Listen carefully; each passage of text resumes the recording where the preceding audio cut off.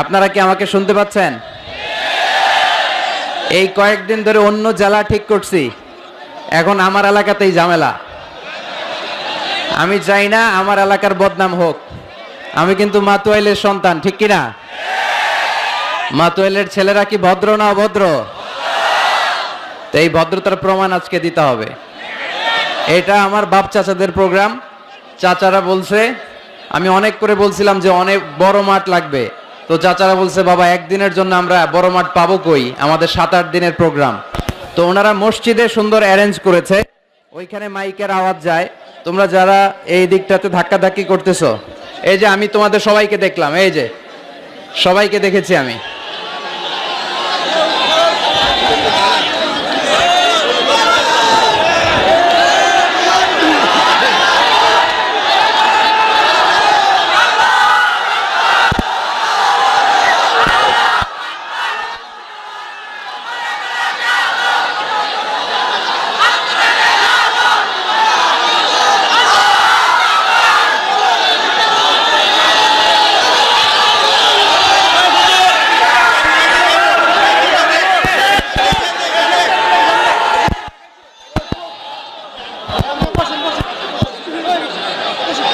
যারা আমরা জায়গা পাই নাই, মসজিদে চলে যেতে হবে। মসজিদে অডিও ওয়াজ শুনতে হবে, ভিডিও হবে না আজকে, ভিডিও হবে না। এই পানি মাইরো না, পানি মাইরো না, বসবে।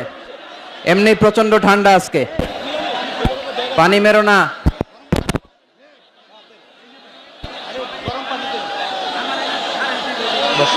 বসো বসো, দেখেছি আমি। এই যে সবার উদ্দেশ্যে হাত নাড়ালাম, এই যে সবার উদ্দেশ্যে। ঠিক আছে, বসো বসো বসো। উহিব্বুকুম ফিল্লাহ, আল্লাহর জন্য তোমাদেরকে ভালোবাসি। উহিব্বুকুম ফিল্লাহ, বসো বসো। এইখানে তোমরা ধাক্কাধাক্কি করলে আজকে আলোচনার পরিবেশ থাকবে না। তোমরা আস্তে আস্তে তোমরা মসজিদের দিকে যাও, ওখান থেকে আমার আওয়াজ শুনতে পাবে। আর এই যে ডান দিকের প্যান্ডেলটা, এটা কিন্তু ভাইদের জন্য না, এটা বোনদের জন্য।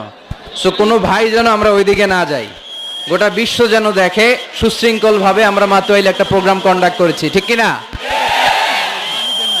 তো এই জন্য যারা ভাইয়েরা তোমরা জায়গা পাও নাই, এদিকে মুখ করে দাঁড়াও। ওখানে আমাদের মায়েরা, বোনেরা, খালারা ওনারা বসেছে, ওনাদের নিরাপত্তার কোনো ধরনের ঘাটতি যেন না হয়।